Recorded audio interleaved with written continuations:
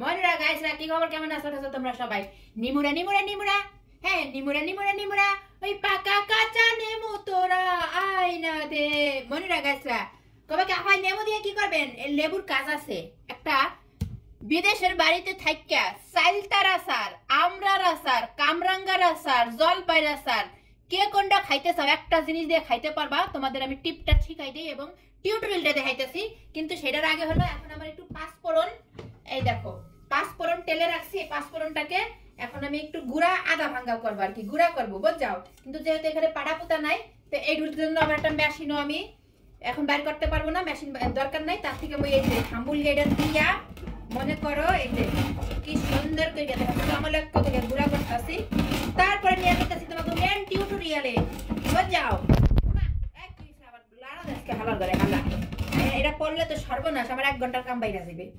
এই দেখো এটা কিন্তু পুরো একটা সামান্য গুঁড়া করতে যাবে না, আধা ভাঙ্গা করবা। পাঁচফোড়ন সবসময় আধা ভাঙ্গা করতে হয় আচারে দেওয়ার জন্য। কি যে একটা আচার বানাইছি মনুরা, সেটা খাইয়া তোমাদের সাথে রিভিউ দিব আসলে কি বানাইলাম আমি।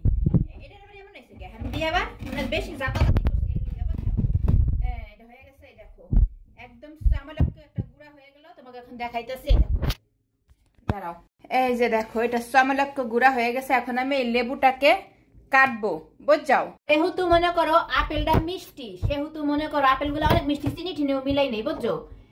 এই একটা লেবু দিছি, এটাও পুরা দিয়ে দিব, তাইলে মনে করো একটু টক টক হইবে, একবারে সামালক্য একটা আচার হইতাছে বুঝছো। চলো এখন তোমাকে আচারের কাছে নিয়ে এই দেখো কি একটা আচার বানাইছি মনুরা গাইসরা। দেখলে তো তোমরা একটা অস্থির হয়ে যাবা, কিন্তু ব্যাপার হইছে কি করবো, দেখা তো লাভ নাই, খাওয়াইতে তো পারবো না। এই দেখো রস সামালক্য করে একটা রস দিয়ে সিপড়াইয়া জম্মের সিপড়াইতেছি। কিন্তু কেউ আবার ঘরের বউ জামাই ঠামাই এবার এমন সিপড়াইতে যায় না, তাহলে কিন্তু আবার তিতা হয়ে যায়। এই যে লেবুটা পুরো একটা সিপড়াই দিলাম বুঝলো। একটা লেবু, এই যে বিদেশি লেবুতে কিন্তু দুনিয়ার রস একটা টপ টপ করে, মনে করো একটা লেবু দিয়া 1 কেজি রস বেরায়। দুনিয়ার রস ভরা, রস আর রস, এত রস হলে হইবে কো? লেবু সিপড়ানো শেষ। এখন দিয়ে দেবো হয়েছে আমার পাঁচফোড়নের গুঁড়াটা, কারণ আচার বানানো আমার শেষ। আচার বানাই গেছিলাম সকালবেলা বুঝছো।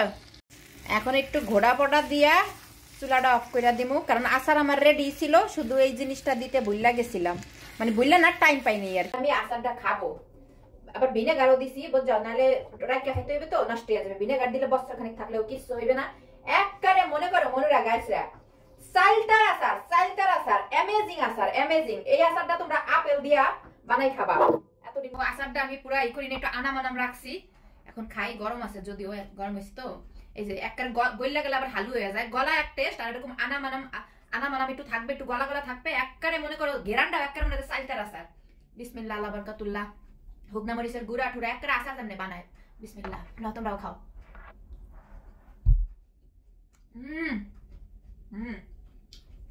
আলহামদুলিল্লাহ। ওমা জাল হয়েছে গো। ও মাই গড।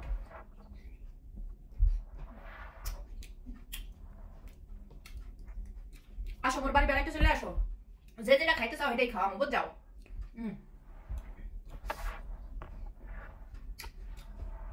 এই আচারটার মধ্যে সাইলতার আচার পাবা, আমরার আচার পাবা, আমের আচার পাবা, মানে 3টা টেস্ট পাবা এটার মধ্যে।